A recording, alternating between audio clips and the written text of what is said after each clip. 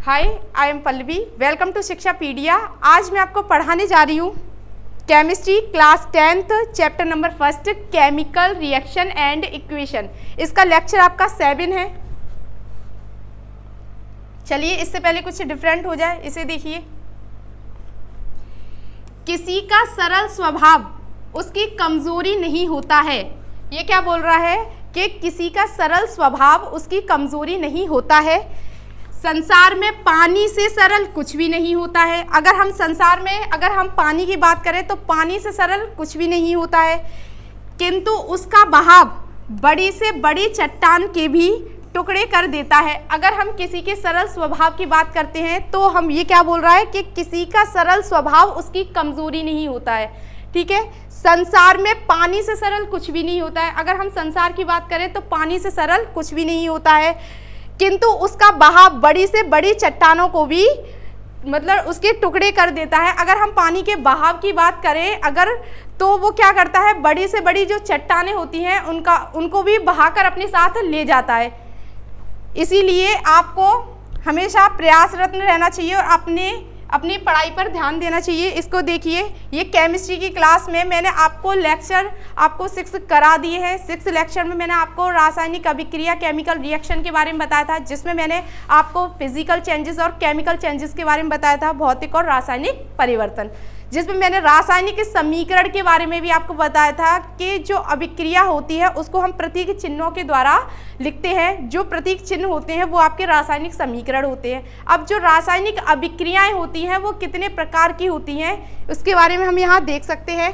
अब रासायनिक अभिक्रियाओं के प्रकार, हेडिंग आपकी क्या है, रासायनिक अभिक्रियाओं के प्रकार। अगर हम यहाँ बोर्ड एग्जाम की बात करें तो बोर्ड एग्जाम में आपकी जो रासायनिक अभिक्रियाएं होती हैं वो 15 प्रकार की होती है। बोर्ड एग्जाम में इसमें से आपका कोई ना कोई क्वेश्चन बनता है कि योगात्मक संयोजन अभिक्रिया क्या है, विस्थापन अभिक्रिया क्या होती है, ऊष्माक्षेपीय ऊष्मा शोषी अभिक्रिया क्या होती है, तीव्र या मंद अभिक्रिया क्या होती है। तो एग्जाम में इस तरीके के इन अभिक्रियाओं में से क्वेश्चन आपको पूछे जाते हैं 2 या 3 नंबर में। यहाँ आप देख सकते हैं रासायनिक अभिक्रिया के प्रकार। रासायनिक अभिक्रियाएं कितने प्रकार की होती है, तो मैंने बोला कि रासायनिक अभिक्रियाएं जो होती हैं वो आपकी कितने प्रकार की होती हैं, 15 प्रकार की होती हैं।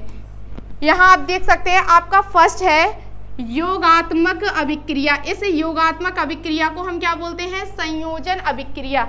योगात्मक अभिक्रिया को क्या बोलते हैं, संयोजन अभिक्रिया। अब यहाँ आप योगात्मक अभिक्रिया की बात करते हैं कि योगात्मक अभिक्रिया आपकी होती क्या है। तो योग का आपको पता है कि योग का मतलब क्या होता है, प्लस करना, मतलब किसी को जोड़ देना, उसको हम बोलते हैं योग।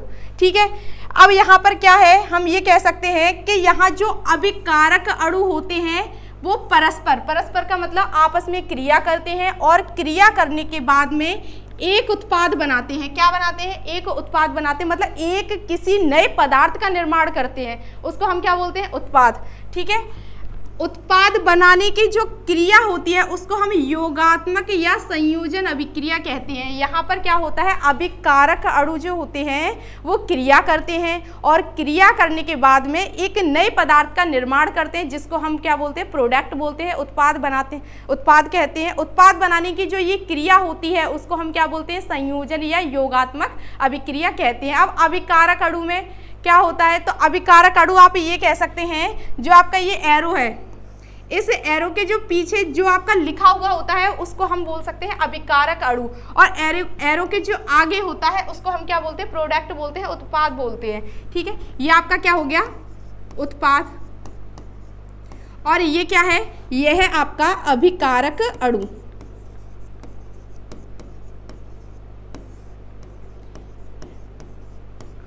अब ये आपका Mg है, आपका मैग्नीशियम है, तो हम ये कह सकते हैं यहाँ मैग्नीशियम की छड़ है, उसने वायु की उपस्थिति में क्रिया की, तो मैग्नीशियम और वायु क्या है, ये है आपके अभिकारक अणु। इन्होंने क्रिया करने के बाद में क्या बनाया, MgO, मैग्नीशियम ऑक्साइड, एक नए पदार्थ का निर्माण कर दिया। मैग्नीशियम ऑक्साइड का एक वाइट रंग का पाउडर बना दिया, जिसको हमने क्या बोला, उत्पाद कह दिया। तो ये किसका एग्जाम्पल है, संयोजन अभिक्रिया या योगात्मक अभिक्रिया। ठीक है, अब यहाँ आप ये कह सकते हैं H2 आपका क्या है, हाइड्रोजन। Cl2 क्या है, क्लोराइड। अब यहाँ पर क्या है, हाइड्रोजन ने इसके साथ क्रिया की, तो क्रिया करने के बाद में ये आपके दोनों हैं क्या, इसको हम बोलेंगे अभिकारक अणु। अभिकारक अणु, इसने क्या किया, संयोग किया, ये आपस में मिल गए। मिलने के बाद में इसने HCl बना दिया, हाइड्रोक्लोरिक अम्ल बना दिया। ये आपका क्या है, ये आपकी कौन सी अभिक्रिया है, इसको हम कह देंगे संयोजन या योगात्मक अभिक्रिया। आप आई होप आपको पता चला होगा कि संयोजन अभिक्रिया क्या होती है और योगात्मक। तो ये कह सकते हैं, आपका क्वेश्चन में किस तरीके से आता है, क्वेश्चन में ये दे देता है कि योगात्मक अभिक्रिया किसे कहते हैं, उदाहरण सहित समझाइए, या संयोजन अभिक्रिया किसे कहते हैं, उदाहरण सहित समझाइए। ये आपकी डेफिनेशन थी, जिसमें क्या था कि अभिकारक अणु परस्पर क्रिया करके एक उत्पाद बनाते हैं, और उत्पाद बनाने की जो क्रिया होती है उसको हम योगात्मक या संयोजन अभिक्रिया कहते हैं। फॉर एग्जाम्पल मैंने आपको ये बताया कि ये क्या है। फॉर एग्जाम्पल में आप देख सकते हैं, उदाहरण में ये आपका 1 नंबर का आपका ये क्वेश्चन आता है, डेफिनेशन इसको लिखने के लिए आती है, और 1 नंबर में आपका ये उदाहरण आता है। यहाँ आप देख सकते हैं, मैग्नीशियम ने O2 के साथ 2 Mg + O2 एरो 2 MgO, ये आपकी क्या हो गई, यहाँ पर मैग्नीशियम ऑक्साइड बन गया। यहाँ पर आपका क्या है, H2 और Cl2, यहाँ पर क्या बना, HCl, हाइड्रोक्लोरिक अम्ल। अब यहाँ आप देख सकते हैं, सेकंड है आपकी, जिसको हमने क्या बोला, विस्थापन अभिक्रिया, विस्थापन या प्रतिस्थापन अभिक्रिया। विस्थापन का मतलब क्या होता है, तो ये हम कह सकते हैं, हम किसी भी चीज़ को अगर अलग कर रहे हैं तो वो क्या हो गई, विस्थापित हो गई। इसमें क्या होता है, इसमें ECS, जिसको हम विद्युत रासायनिक श्रेणी कहते हैं, विद्युत रासायनिक श्रेणी में क्या होता है, जो धातुएं हाइड्रोजन से ऊपर स्थित होती है, किससे, H2 से ऊपर स्थित होती हैं, वो हाइड्रोजन से जो नीचे स्थित 5 धातुएं होती हैं उनसे अधिक क्रियाशील होती है। तो इसमें क्या होता है कि ऊपर वाली धातु नीचे वाली धातुओं से ज़्यादा क्रियाशील होती हैं, ज़्यादा पावरफुल होती हैं। यहाँ पर यही होता है। यहाँ आप देख सकते हैं, जिसको हमने क्या बोला, विस्थापन या प्रतिस्थापन अभिक्रिया। यहाँ देख सकते हैं, वह अभिक्रिया जिसमें अधिक क्रियाशील धातु, इसमें जो अधिक क्रियाशील धातु होती है, मतलब जो हाइड्रोजन से ऊपर धातु है वो अधिक क्रियाशील होगी। अधिक क्रियाशील धातु और कम क्रियाशील तत्वों को, जो कम क्रियाशील तत्व होते हैं, मतलब जो हाइड्रोजन से नीचे जो 5 एलिमेंट्स होते हैं वो होते हैं कम क्रियाशील तत्व, उनको क्या करते हैं, उनके लवण के विलयन से विस्थापित कर देती है। विस्थापित का मतलब क्या है, बाहर निकाल देती है, जिसको हम क्या बोलते हैं, जिससे हम विस्थापन या प्रतिस्थापन अभिक्रिया कहते हैं। मतलब प्रतिस्थापन मतलब बाहर निकाल देना, ठीक है। अब यहाँ आप देख सकते हैं, यह है आपका Fe, ठीक है, आयरन है, जिसको हम क्या बोलते हैं, फेरिक आयरन, आपका लोहा है। इसने CuSO4, इसने क्या किया, कॉपर सल्फेट के विलयन के साथ क्रिया की। किसके साथ क्रिया की, कॉपर सल्फेट के विलयन के साथ क्रिया की। यहाँ आप देख सकते हैं, ये आपका क्या है, ये आपका कोई विलयन है, और आपका जो ये विलयन है ये किसका है, ये CuSO4 का विलयन है, CuSO4, जिसको हम क्या बोलते हैं, कॉपर सल्फेट बोलते हैं। इसका जो विलयन है, ये कॉपर सल्फेट का जो ये विलयन होता है, ये कैसे रंग का होता है, ये नीले रंग का होता है। इसमें आपने क्या किया, इसमें आपने लोहे की छड़ को डाला। किसको डाला, लोहे की छड़ को डाला। ये आपकी लोहे की छड़ है, तो इसने जो लोहे की ये छड़ है, ये किसकी है, Fe, जिसको हमने क्या बोला, आयरन या लोहा।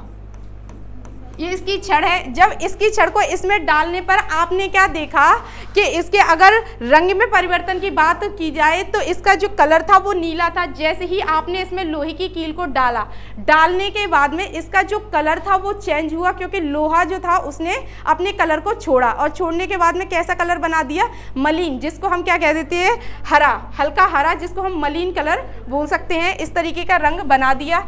अब यहाँ पर आपने तो इसने क्या किया, जो आपका Fe था वो अधिक क्रियाशील था। अगर हम विद्युत रासायनिक श्रेणी की बात करें तो उसमें Fe का स्थान अगर बात की जाए तो उसका जो स्थान है वो कॉपर से ऊपर होता है, अधिक होता है, ठीक है। जैसे अगर हम हाइड्रोजन में बात की जाए तो हाइड्रोजन में जो कॉपर होता है वो नीचे की तरफ होता है, और आपका जो Fe होता है वो विद्युत रासायनिक श्रेणी में ऊपर होता है। तो हम क्या बोलेंगे, जो Fe है वो कॉपर की अपेक्षा, जिसको हमने Cu बोला, उसकी अपेक्षा क्या है, अधिक क्रियाशील है, ठीक है। यहाँ इसीलिए इसने क्या किया, इसने कॉपर सल्फेट विलयन के साथ अभिक्रिया की और अभिक्रिया करने के बाद में इसने अपना प्रभाव इस पर छोड़ दिया, इसका जो कलर था उसको चेंज कर दिया, ठीक है, जिसको हम क्या बोलेंगे, जिसको हम प्रतिस्थापन या विस्थापन अभिक्रिया बोलेंगे।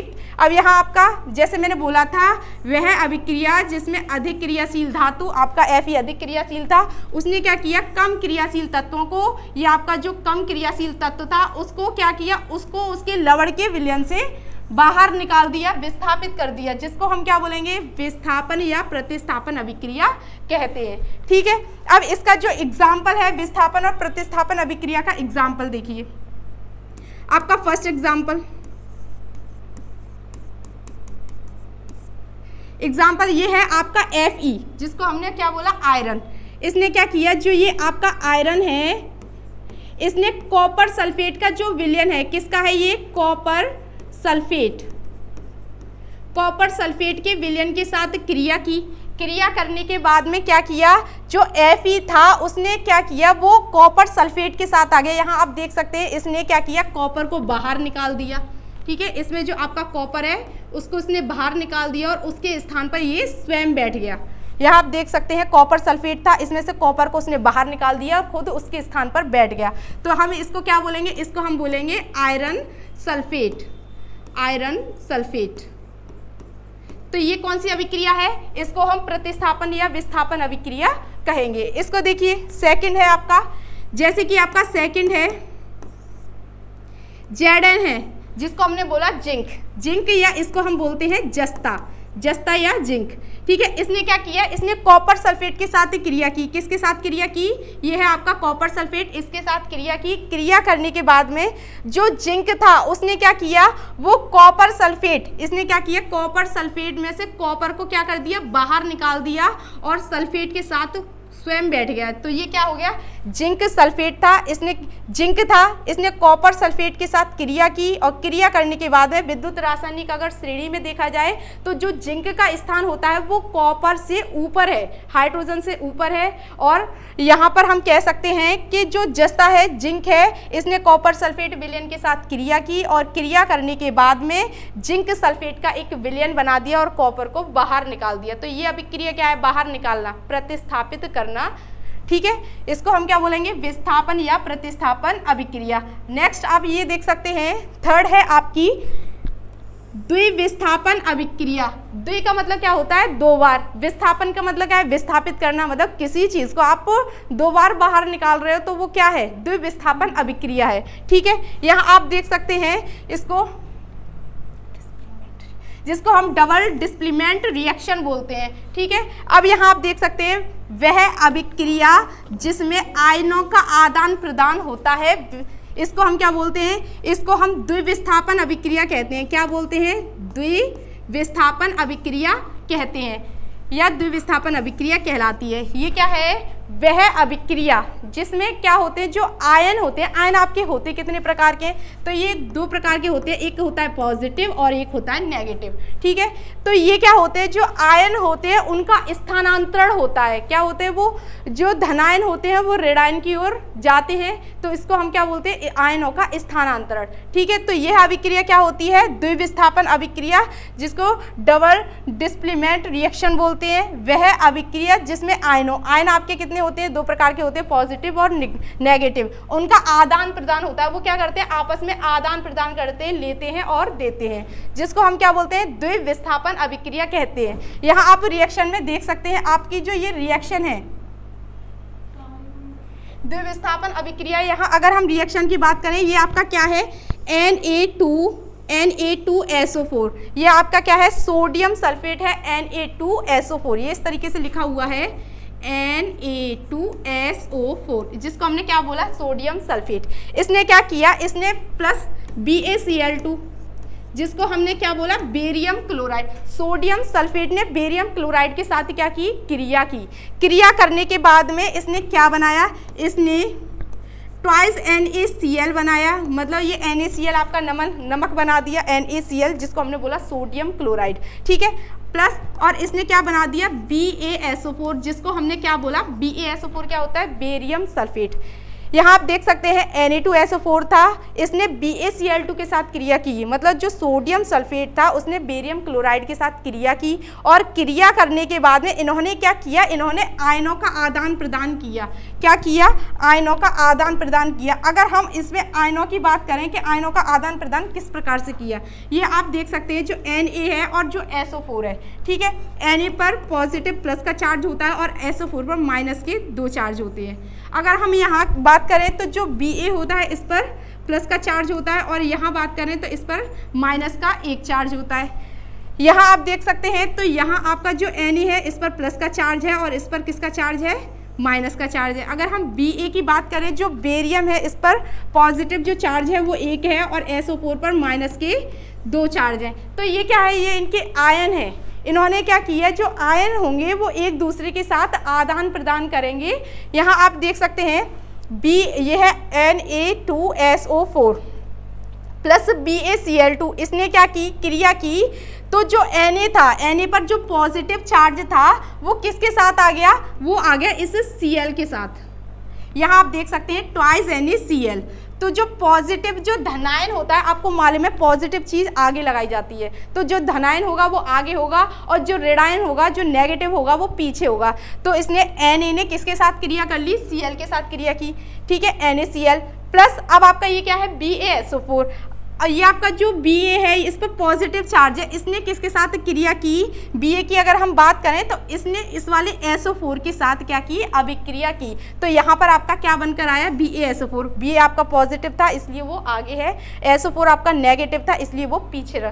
तो ये क्या है, इन्होंने क्या किया, जो धनायन थे उन्होंने जो नेगेटिव चार्ज थे उनका आदान प्रदान किया, एक दूसरे को आदान प्रदान किया। तो ये आपकी कौन सी अभिक्रिया हो गई, इस अभिक्रिया को हम बोलेंगे विस्थापन या प्रतिस्थापन अभिक्रिया। ये देखिए आपकी 4th है, इसको हम क्या बोलेंगे, इसे हम बोलेंगे विलोपन अभिक्रिया। कौन सी अभिक्रिया है ये, विलोपन या निराकरण अभिक्रिया। अब ये विलोपन अभिक्रिया क्या होती है, निराकरण अभिक्रिया क्या होती है, तो हम ये कह सकते हैं इसमें विलोप का मतलब होता है गायब हो जाना, ठीक है। अब यहाँ पर क्या होता है कि वह अभिक्रिया जिसमें अभिकारक अणु में से आपका कोई अभिकारक अणु होता है, ठीक है, उसमें से क्या होता है, उसमें से कोई एक सरल अणु होता है, क्या होता है, एक सरल अणु होता है, वो विलुप्त हो जाता है। विलुप्त का मतलब क्या होता है, जिसको हम बोलेंगे गायब, विलुप्त हो जाता है, गायब हो जाता है, उसे हम क्या बोलते हैं, तो उस अभिक्रिया को हम क्या बोलेंगे, उस अभिक्रिया को हम विलोपन या निराकरण अभिक्रिया कहते हैं। उस अभिक्रिया को हम क्या कहते हैं, विलोपन या निराकरण अभिक्रिया कहते हैं। यह अभिक्रिया योगात्मक अभिक्रिया के विपरीत होती है। आपने जैसे योगात्मक अभिक्रिया या संयोजन अभिक्रिया पढ़ी थी, तो ये वाली जो रिएक्शन होती है वो उसके अपोजिट होती है, विपरीत होती है, ठीक है। यहाँ आप देख सकते हैं वह अभिक्रिया जिसमें अभिकारक अणु, जो अभिकारक अणु होते हैं वो क्या होते हैं, उनमें से एक सरल अणु गायब हो जाता है, उसको हम क्या बोलेंगे, विलोपन या निराकरण अभिक्रिया कहेंगे, क्योंकि क्या हो गया, अभिकारक अणुओं का निराकरण हो गया, ठीक है। यहाँ आप देख सकते हैं आपकी रिएक्शन है, यहाँ आपने देखा था कि यहाँ जो, और ये आपकी योगात्मक अभिक्रिया के विपरीत होती है। तो जो योगात्मक अभिक्रिया थे उसमें जो एग्जाम्पल थे उनके एग्जाम्पल को हम अपोजिट कर लिख सकते हैं, तो हम क्या बोल सकते हैं कि ये योगात्मक अभिक्रिया के विपरीत है, ठीक है। जैसे कि आप यहाँ ये देख सकते हैं, यह है आपका C2H5OH, ठीक है, ये आपका C2H5OH है, एथिल एल्कोहल। इसने किसके साथ क्रिया की, जिसको हमने क्या बोला, एथिल एल्कोहल, ठीक है, एथिल एल्कोहल, जिसे हम शराब भी बोलते हैं, ठीक है।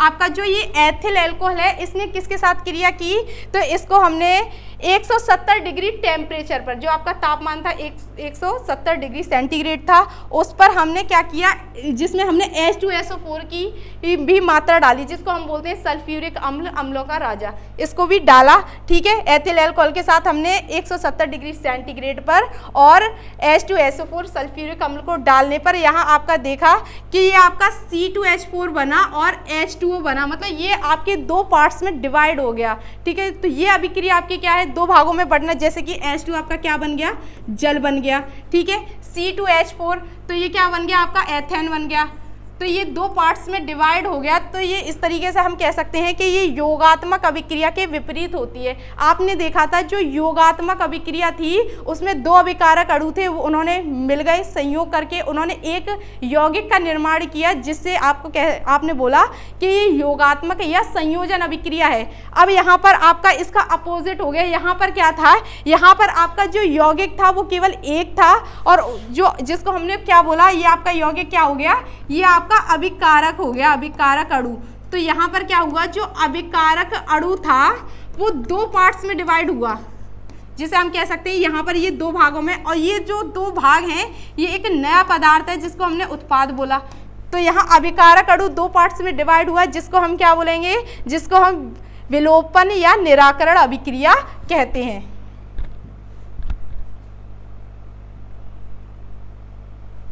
थैंक यू, आज के लिए इतना ही। मेरे चैनल को लाइक कीजिए, सब्सक्राइब कीजिए, शेयर कीजिए और बेल आइकन को प्रेस करना ना भूलिए। धन्यवाद।